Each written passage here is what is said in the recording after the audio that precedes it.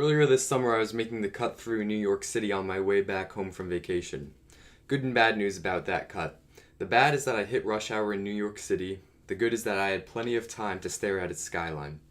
While inching across I-95 along with the rest of humanity, I found myself in a moment of shock and confoundment. I counted at least 4 cranes perched atop New York's famous outline, dangling, it seemed, unsupported in the air. And thus this episode of Questionable was born. How do cranes get on top of skyscrapers?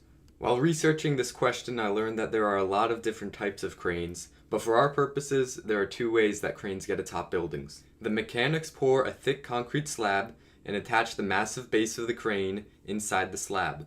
Smaller cranes that come in one piece will then begin assembling the very bottom portions.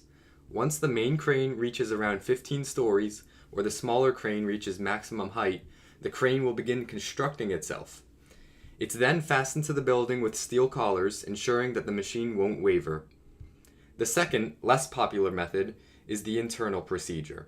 This must be started before the building is actually built up around the crane. The concrete slab is the same as before, but now a hydraulic cylinder elevates the crane as it builds the building around itself. So now we know that cranes aren't actually sitting on top of skyscrapers, but instead are fastened tightly at the bottom, construct themselves as high as they would like, and then destruct themselves on the way down. Thank you for watching this video. I hope you enjoyed it, and if you did, don't forget to like and subscribe.